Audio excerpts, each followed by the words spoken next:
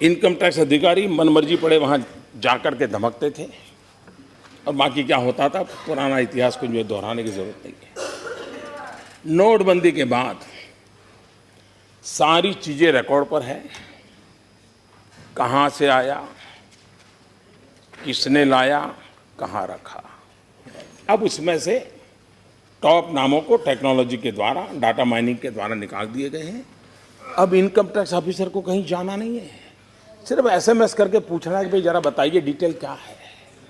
आप देखिए किसी भी प्रकार का अफसरशाही के बिना जिसको भी मुख्य धारा में आना है उसके लिए एक अवसर प्राप्त हो चुका है। और मैं मानता हूं इससे बहुत क्लीन इंडिया, जैसे स्वच्छ भारत का मेरा अभियान चल रहा है, वैसा ही आर्थिक जीवन में स्वच्छ भारत का अभियान भी बहुत तेजी से आगे बढ़ रहा है। और बेनामी संपत्ति का कानून पास हो चुका है, नोटिफाई हो चुका है।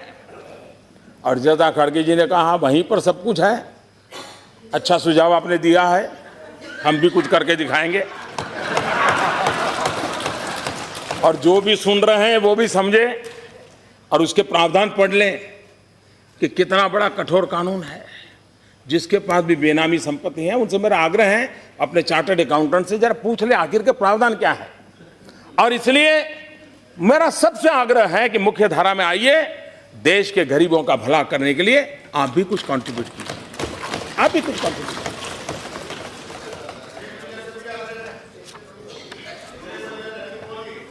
जहां जहां कभी कभी लगता है कि ये निर्णय अचानक हुआ क्या, मैं जरा जानकारी देना चाहता हूं। जिस दिन हमारी सरकार बनी सबसे पहला काम किया कैबिनेट में एसआईटी बनाई। सुप्रीम कोर्ट ने कहा था और लंबे अरसे तक लटका पड़ा था कि विदेश के काले धन के लिए एसआईटी बनाओ, हमने बनाई। सुप्रीम कोर्ट ने कहा था उस प्रकार से बनाई। और सुप्रीम कोर्ट ने क्या कहा था, क्या कहा था? 26 मार्च 2014, since 1947 for 65 years nobody thought of bringing the money straight away in foreign banks to the country. The government has failed in its role for 65 years.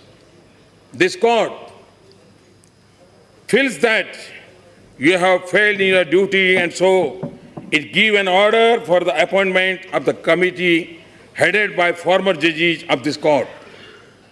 3 years have passed, but you have not done anything to implement the order. What have you done? Except for filing one report, you have done nothing. ये 24 मार्च 2014 को supreme court ने उस सरकार को कहा है।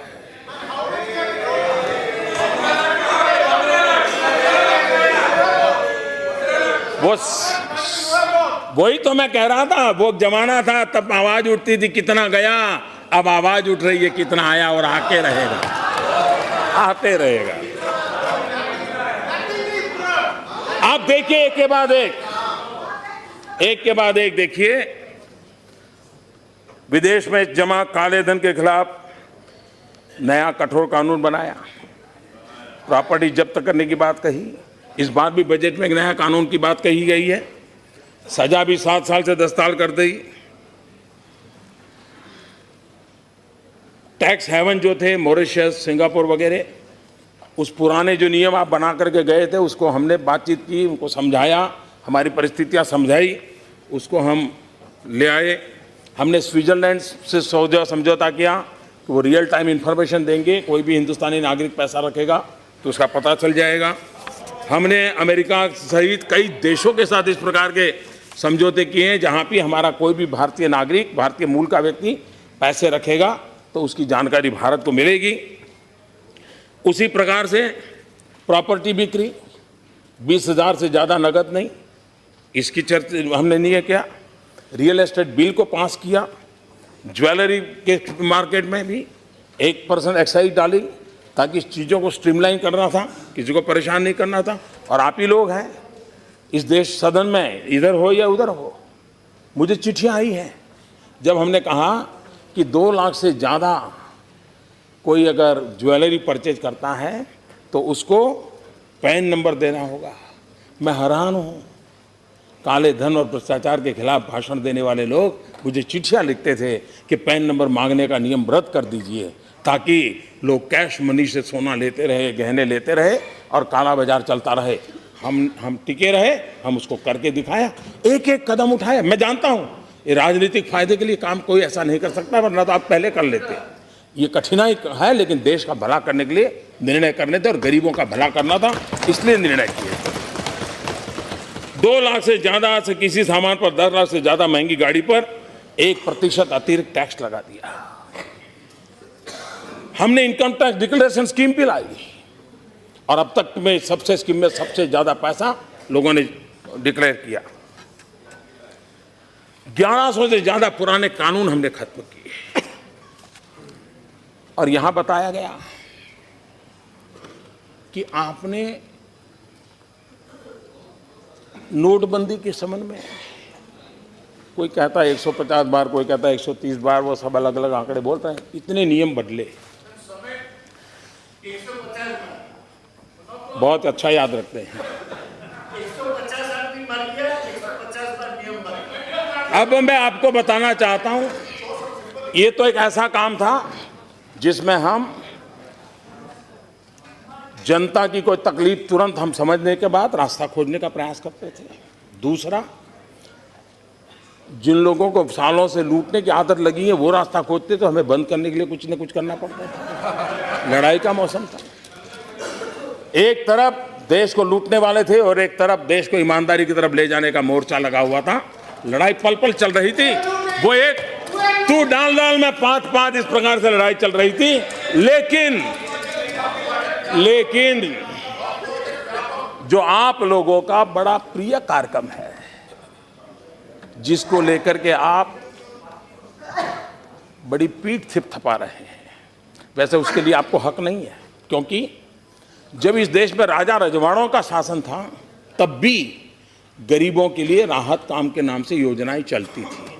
उसके बाद भी हिंदुस्तान में फूड फॉर वर्क के नाम से कई योजना, 9 देश आजाद होने के बाद 9 प्रकार की अलग अलग नामों से चली हुई योजना चलते चलते चलते आप उसने एक नाम लिया जिसको मनरेगा कहते हैं। कई यात्रा करके आया हुआ है और हर राज्य में, जहां कम्युनिस्टों की सरकार थी उन्होंने भी पश्चिम बंगाल में किया था, जहां शरद पवार की सरकार थी महाराष्ट्र में किया था, गुजरात में भी जो कांग्रेस की सरकार, हर देश में किसी ने आज़ादी के बाद इस प्रकार के काम किए ही किए, हर किसी ने किए थे।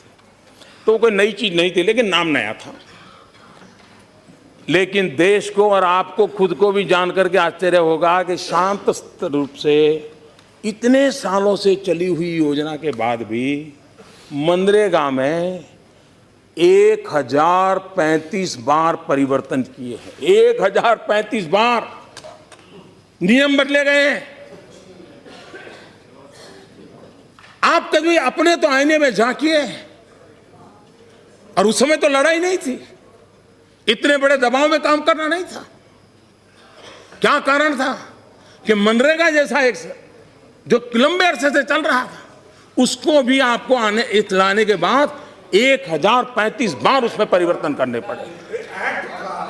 और इसलिए नियमों में परिवर्तन किया। एक्ट तो एक बार हो गया, एक्ट 1035 बार परिवर्तित नहीं हुआ है।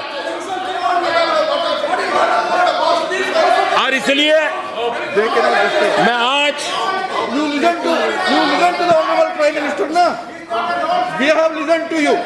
हमने सुना है आपको, आप भी शांति से सुनिए। और इसलिए आज मैं आपको 40 मिनट के बजाय 1.25 घंटे मिल चुके थे बाबू।